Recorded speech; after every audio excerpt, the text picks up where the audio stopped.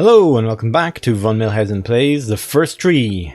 In the last episode we kind of finished going through the section where us and our father were hanging out in the woods and ended with the realization that our father is dead, apparently.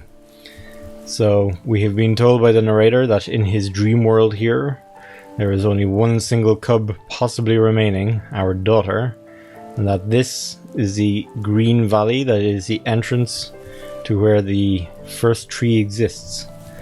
So I see that over here beside us there is a glowing thing. I'm going to try and make a desperate running jump to reach it. I have failed miserably. Hopefully the game will let me up this cliff anyway. It will, thank God.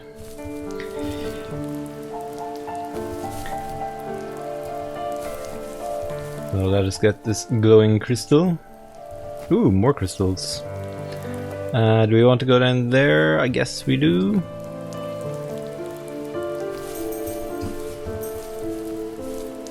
I know we've missed at least one crystal in the previous level, because I suck at jumping and missed it.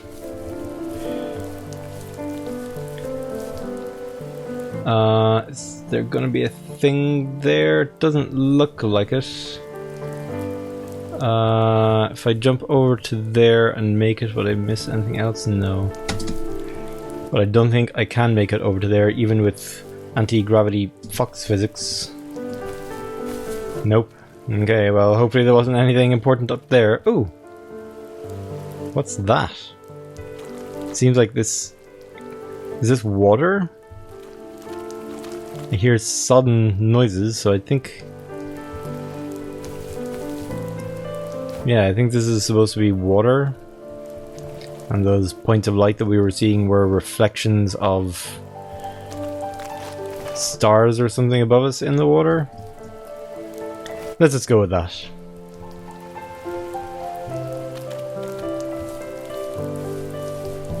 I'm checking around for secret gems hidden behind these boulders.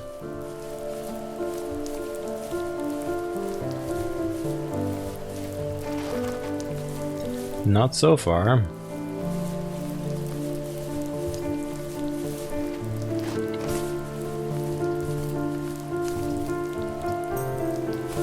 Spadoing. Now they do kind of... They are encouraging us to jump here, so let's see if we can jump our way to somewhere that we're not supposed to jump to. Not apparently. So let's just carry on.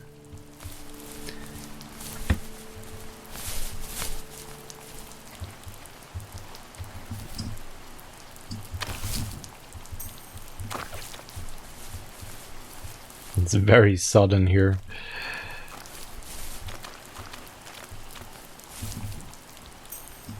Spluing. Now we might be able to get up onto that boulder from here. Aha, and there's definitely a star item over that way.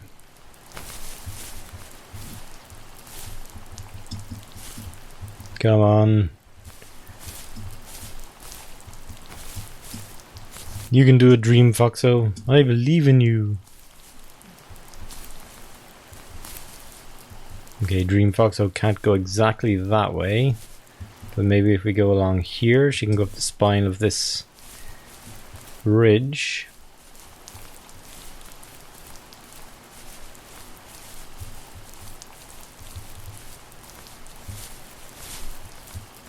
She can, sort of.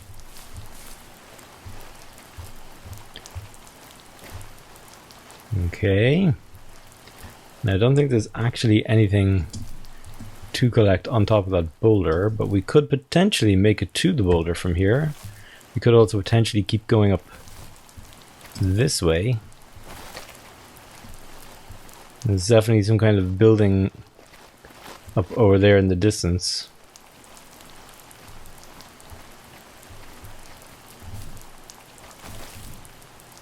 Normally this is around about the time that they'd throw in an invisible wall to stop our progress. So I'm kind of amazed that we've even gotten this far up the mountain. Okay, I think this is... Oh, every time I think I hit... Ah, look, there's definitely an invisible wall right here. Okay. So, That green tree right there, I am guessing, is the first tree. And the shape of this level is to go down this way, into this valley area, and then over that way. Hopefully up to the house. That'll be kind of cool to explore something a little bit different. Maybe we just see it from the valley floor. And then to make our way along and over to the first tree. And I'm guessing the game ends there. So I'm going to make my way back down to the boulder over here. See if there's anything. And if not, then we make our way over to that star item right there.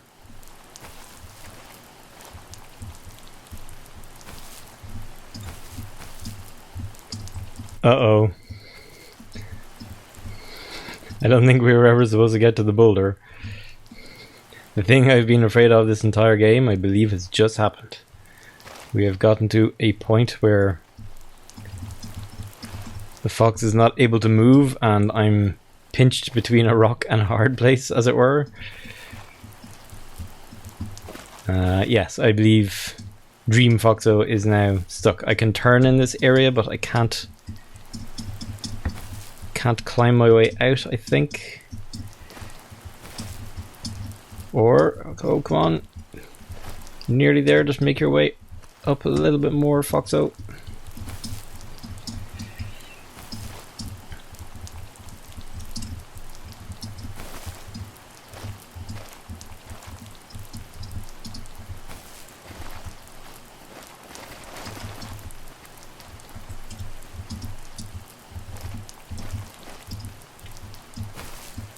Okay, I have managed to extricate the Foxo. There is nothing around that boulder. That boulder is death.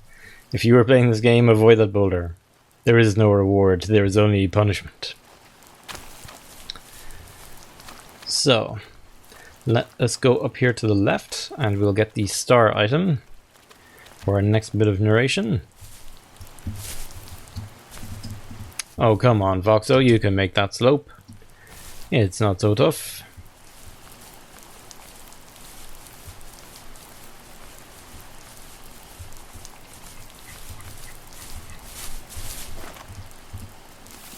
At the end of high school, I felt something I hadn't felt in a long time.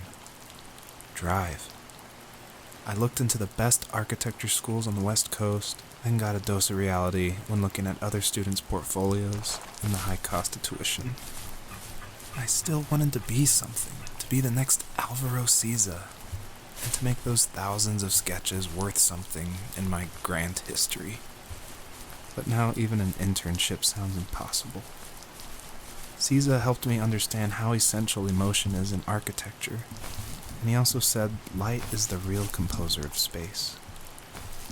I like to think these glints of light, like not finding a job, or even a strange dream about a fox, are something I should be thankful for, even if the illuminated space is something I'm less than comfortable with.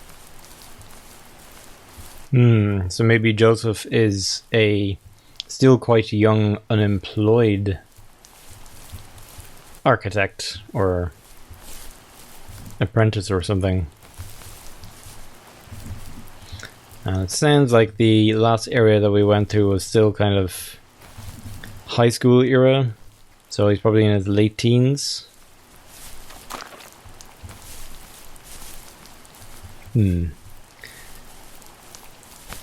Well, let's keep exploring this soggen expanse.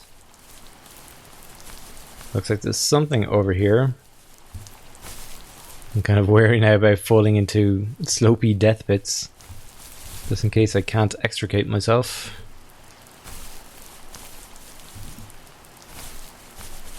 Let's see, what have we got here? Looks like cable drums.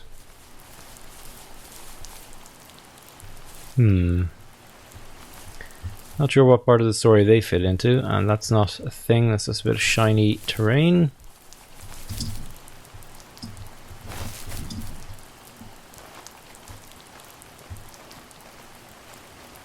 Let's see, do we have anything up in this massive boulder?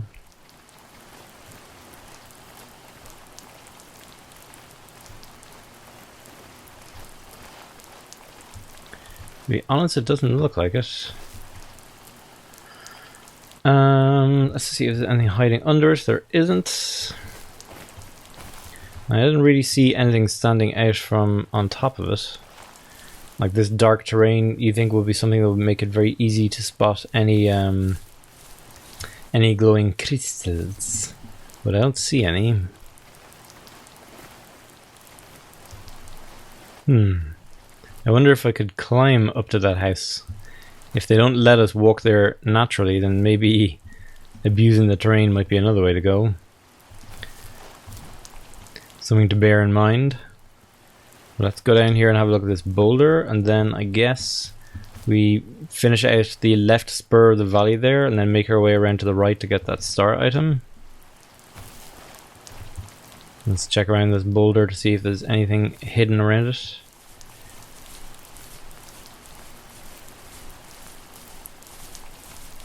Nope. So let's go left first and then curve around to the right. It looks like there are some crystals on top of this boulder ahead of us. Also some actual flowers and wildlife, which is nice. This particular location is a little bit dreary, so it's nice to see some color.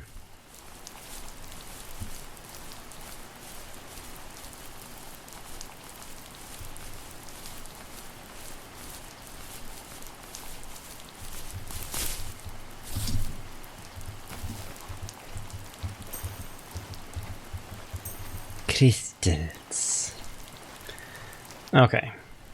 Well, now that we've got those, let's go around to the right here.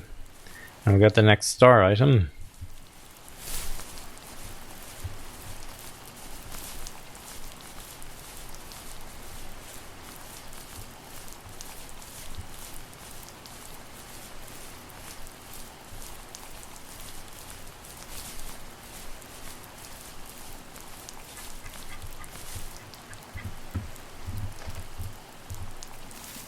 My dad was super supportive with my college plans.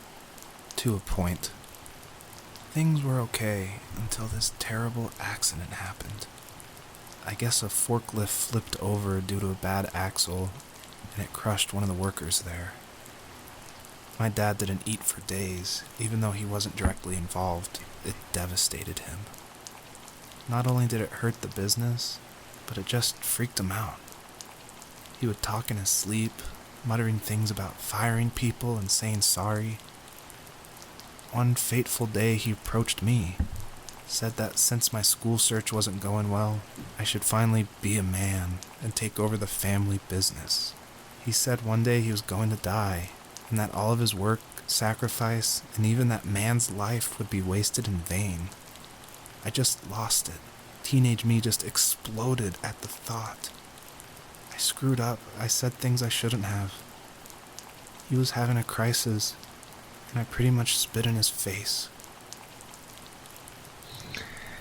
Tragic accident at Turner Lumberyard. Well, my thoughts would be, look, every person's life is their own, and it's not fair necessarily of the dad to expect his son to just, well, your dreams failed, so now you're going to take over my dream. Like, that's not fair to impose your will on somebody else. It doesn't sound like the son handled the situation terribly well, but I don't necessarily disagree with the son for wanting to not be a lumberjack or run a lumber business just because that's what his dad did, and his dad is worried about his future. It's a difficult issue. There may not be a right or wrong way to deal with things. It looks like, well, there's definitely some crystals down there. There's something else though in front of the lumber. But I'm wondering if I can climb up here to the actual building. I'm getting kind of close, but I'm also sensing there might be an invisible wall here.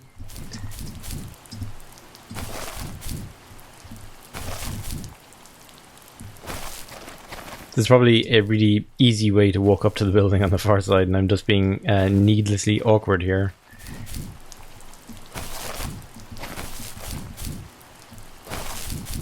But, like, ordinarily I would be able to walk that way. I can't because there is actually an invisible wall here.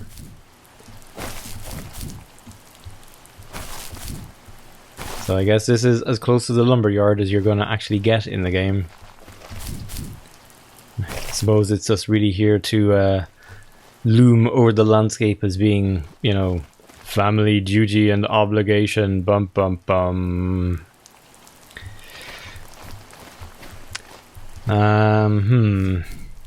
Is there anything hidden? Oh no! I was about to say, is there anything hidden up here? Look, you're really not supposed to get here because I can see the gap between the terrain that we're on and the shape that forms a distant mountain. So we're really not supposed to be up here. Let's just have a quick look down the edge. Ah. I guess that's maybe the family cabin.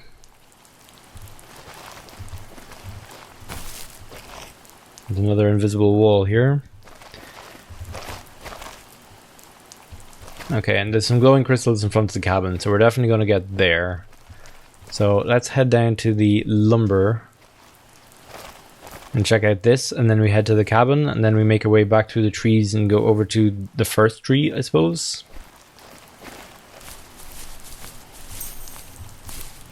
Okay.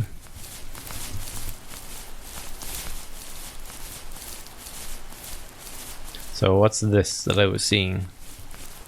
Ah, it's a thing for cutting logs. Oops.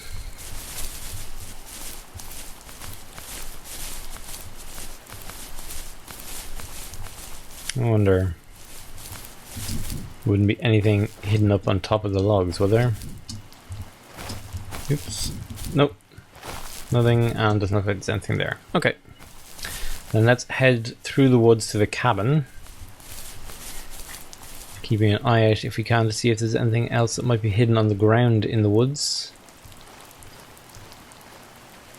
Although the foliage is dark and dense, so I'm not sure that there will be.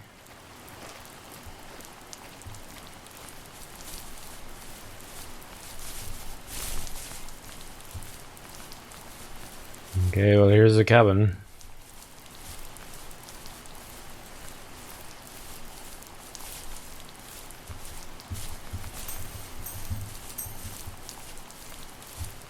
Presumably the family home. Now overgrown with weeds.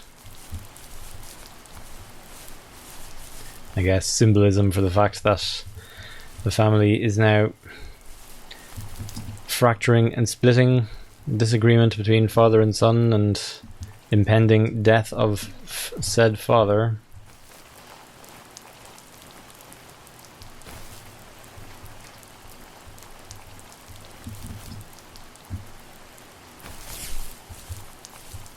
Ooh, can we see into the house?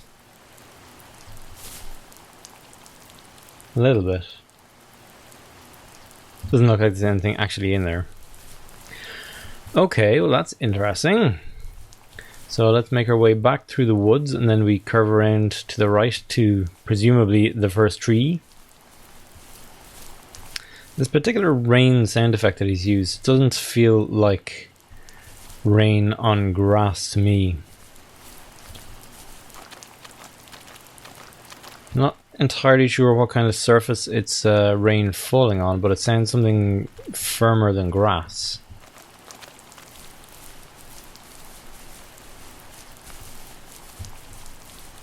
What do we got here? Uh-oh. This looks like a hospital bed. That's a gurney. And what have we got on the notice board here? Get well soon cards.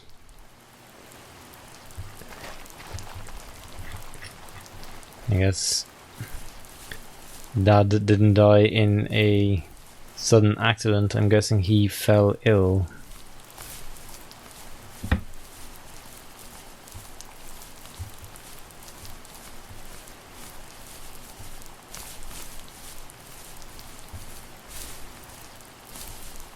Okay, I see more crystals up here on the ridge, so I'm going to say hi.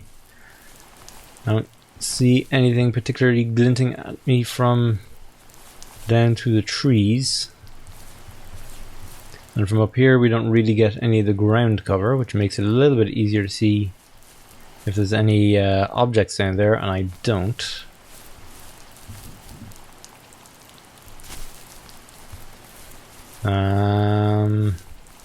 But it looks like I would have to jump off of here twice to get both of these.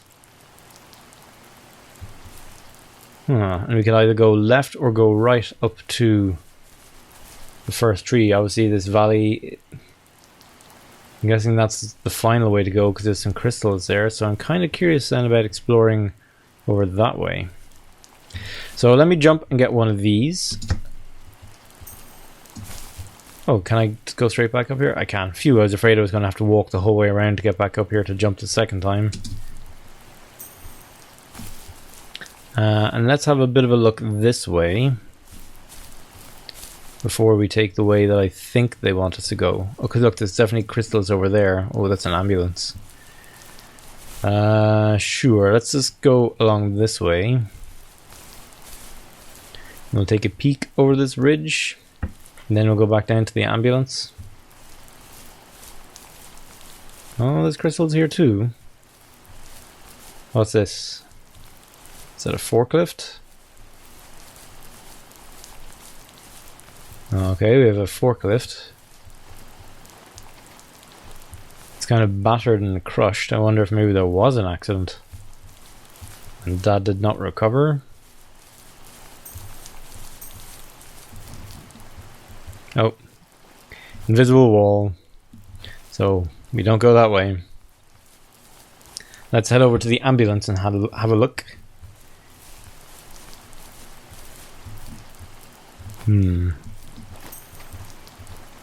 522. The ambulance is pretty beat up. Maybe it's symbolic of these memories being particularly tough and difficult for him to handle and to process. Okay, well here we go. This is the star item at the entrance to the valley that leads to the first tree, presumably. Was that the last time you talked to him? No, I called on holidays, and he would call on my birthday. I guess we acted like nothing ever happened, which was stupid. Didn't want to ask about his lumberyard, and I'm sure he didn't want to ask about my job search. I never went back and visited. I think the last conversation we had was about what movies we had seen and what exactly a best boy is in the credits. I thought he would be here so much longer. Well, I'm from Ireland and there is an expression here, I don't know if it's elsewhere in the world as well, but you never know the day nor the hour. So I guess the lesson is to make as much of the time you have while you have it, because you never know how much you have left. Not the cheeriest thought in the world, but possibly an important one. This tree is really gargantuan. Oh. Hello, Black Wolf. Oh no, and the final cub. I can't zoom the...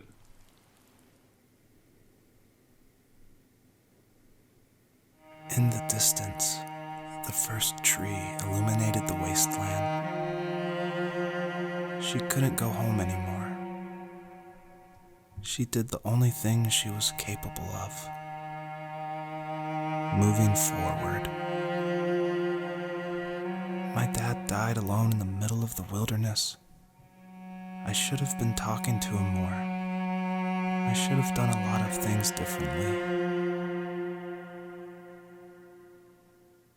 If the first tree on earth brought life with it, if it taught the birds to sing and fly and showed saplings how to grow, what could it do for us?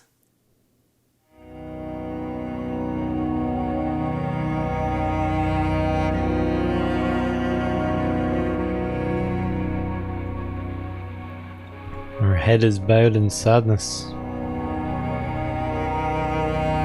I am sorry, cub.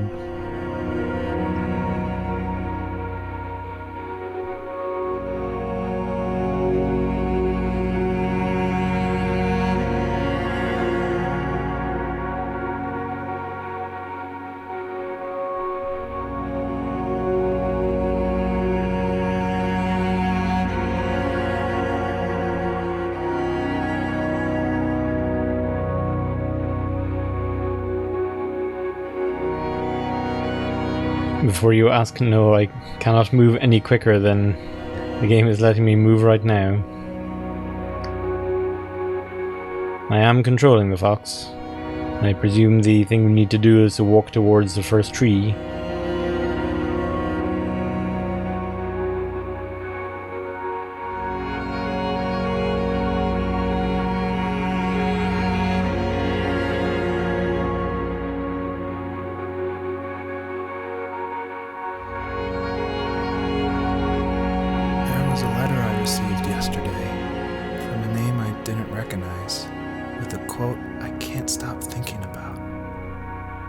Death is not the opposite of life, but a part of it. More and more, I'm realizing one important truth. Each of us have our own journey to the first tree. But sometimes I'm not sure I'm ready to take that first step. You already have my love.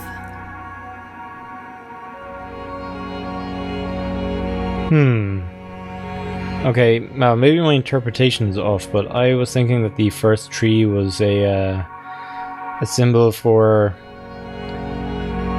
kind of like the life and death cycle, as in the first tree is a symbol not only for death, but for death being like part of the cycle of life, and after death there is life. I'm not talking about like religious afterlife or anything, but that life goes on after death. The rest of the world carries on, kind of thing.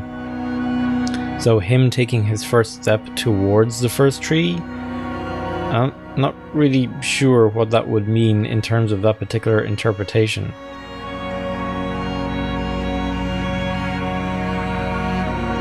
And I followed this branch. Oh, here we go.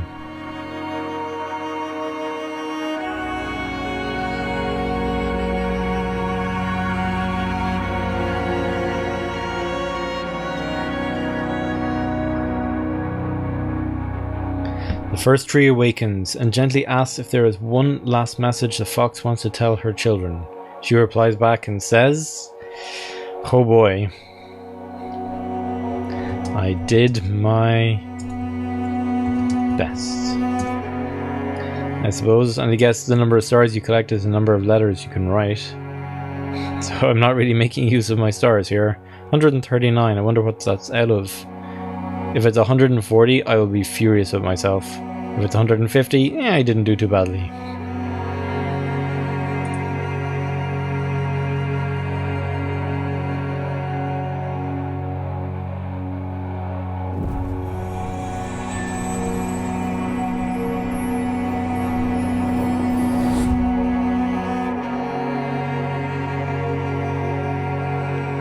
Wow, I called her Star.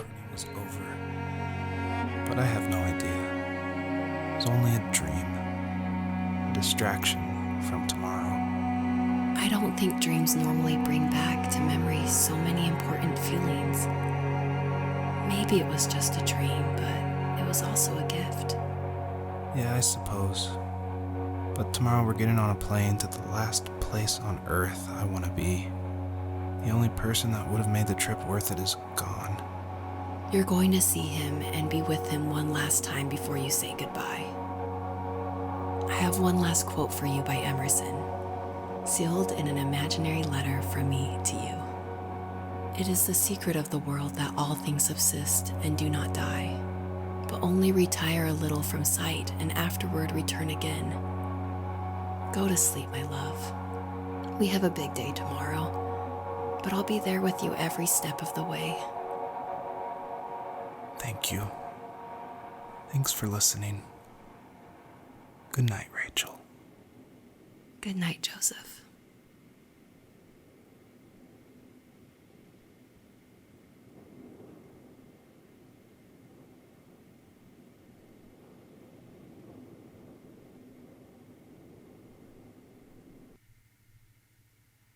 Loading?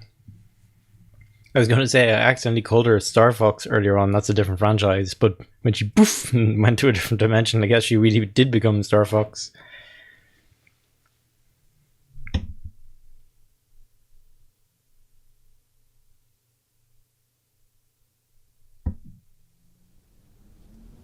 Oh, 6 months later.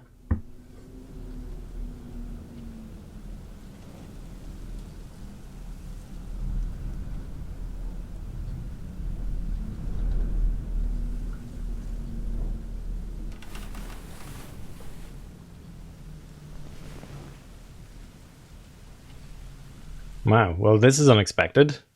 A first-person section. Well, the first-person section is going to have to wait until the next episode. Thank you very much for watching, and I'll see you next time on Von Millhausen Plays The First Tree.